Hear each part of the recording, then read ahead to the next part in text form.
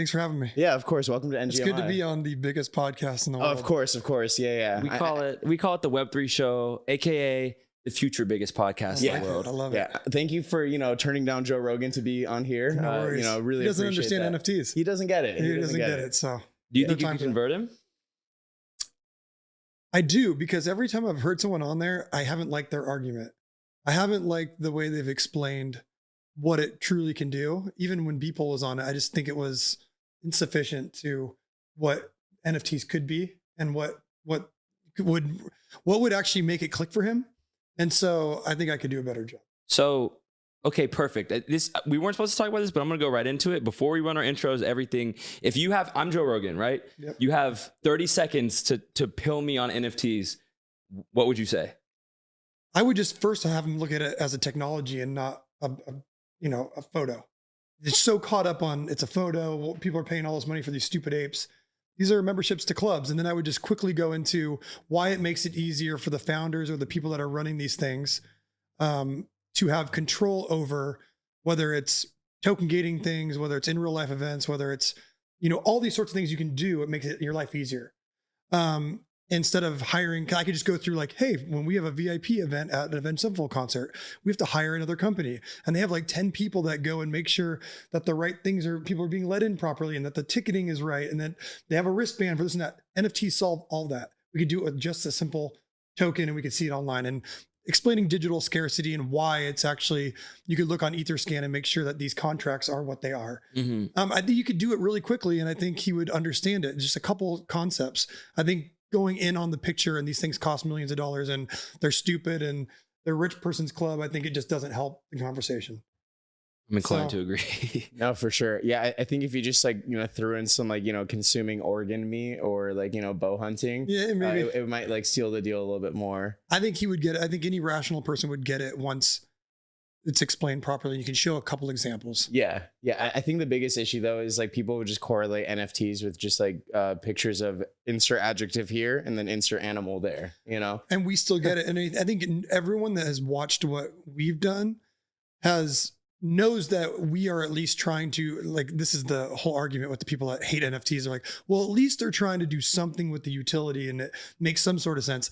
But then I saw a comment yesterday where a music thing said, bands doing a party for NFT holders only, and they're trying to make it look like us versus them, when really fan clubs do that all the time. Yeah. But it's the NFT word that wants to do it. But then one of the comments was, well, finally they're doing something, because all M Shadows has been doing is trying to shill pictures as being cool digital pictures. And I'm like, I've never done that once, but they're going to take that argument and put it in a comment section. And I guess it makes it true to them. Yeah. I've never done that once. I've always said it's not about the picture.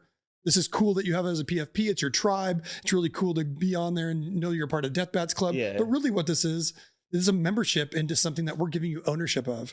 And you guys can build it any way you want. We have a thing with Iron Maiden right now where the Death Bats Club is going to be in their video game. Has nothing to do with the band.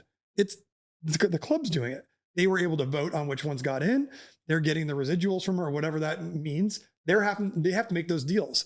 And so when you look at what it really is and what it's always been, it's about giving ownership to these clubs that people have spent so much time building anyways.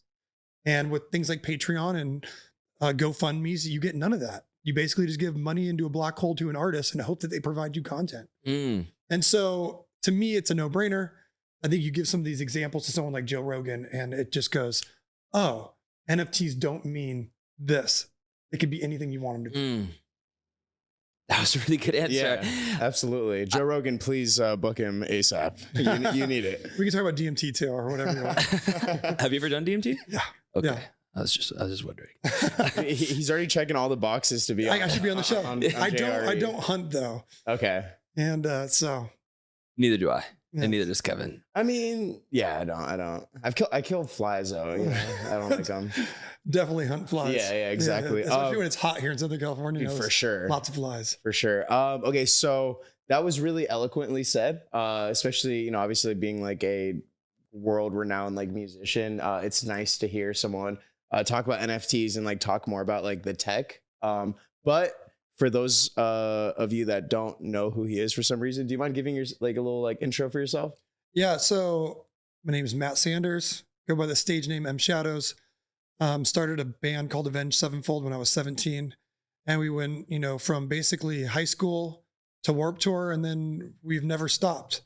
We've toured the world multiple times, played with all of our idols, and now we're in a situation where we tour and put out records when we feel the artistic urge to do so. Yeah. And we're deep into the space of NFTs because we feel like it's the next iteration of how you can connect and give ownership to the fans that are the ones that put in the work, that really truly care about your band. And to us, it's kind of the best way to, it's like a fan club on steroids that they own, to say it in the most simple terms. But, and then that's just one use case. And there's a million use cases. So we find this tech very intriguing, and we find it exciting. So we kind of been big proponents of it. That's awesome. No, that is super cool. Did you guys ever try, before launching into, the NFT space, like different sort of more Web 2 iterations of fan clubs and ways to kind of connect with your audience?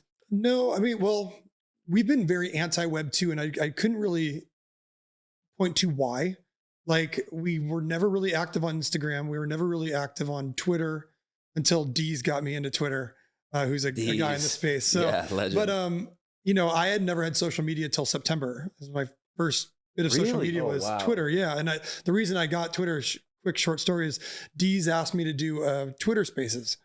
And so I just jumped on the app, but didn't have it downloaded. Yeah. And I'm like, so how do I do this? And he's like, well, you got to have an account. So like I set up an account. I did a Twitter Spaces with him, and then people started following me. Then I kind of felt bad just canceling it. Yeah. So I just kept it. And now I'm kind of on Twitter. Yeah. But I don't have any other social media. I never did Facebook, never did. And the band never did, because we felt it was cheesy. We're like, why? What do we really, we loved the idea of like bands like Faith No More, Mr. Bungle. When we were growing up, bands like, you didn't know everything about them. Yeah. Like Trent Reznor, you didn't know what he was doing. You didn't know. Mystery. There was a lot of mystery, and we felt that social media was killing that. And we also didn't like the idea of like, we were seeing how algorithms were playing out in terms of like, oh, you have 20 million. We had 20 million fans on Facebook in like when it had first come out. I think it was like still 18 or 16 million. But we've never really kept it up, because once we had all those fans, and they started charging us just to get to them. Yeah. So it's like, we brought all these people to your platform, and now to reach all of our fans for like an album release, it's like $60,000-$70,000. Wow. Just to do one post that will get to all of them. And it just seems so asinine and backwards. And people have bought into it, and they're totally cool with it.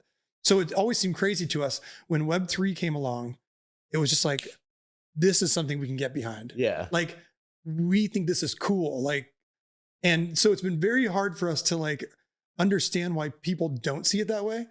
I get that there's scams. I get that there's a bunch of, minutia that goes on. There's a lot of dust in the eyes. Yeah. But when you actually look at what it is, this would give people all the control, and the artists all the control that they want. You can do whatever you want in Web3. You can dream it, and you can build it, you can make it. And so for us, it's been really weird, because we were like, hey, look at this cool thing. Like, isn't this great? And all of our fans are like, it's fucking stupid. Yeah. And we're like, no, it's not stupid. It's this, it's great. Like, you're going to get it eventually. And they're like, no, you guys are fucking scamming us. Yeah. It's like, okay. So that's kind of where we're at right now, where we have a lot of people that are, believers. And to get back to your original question, we never played in Web 2. We never believed in it. Web 3 is very intriguing to us, and we'll see where it plays out.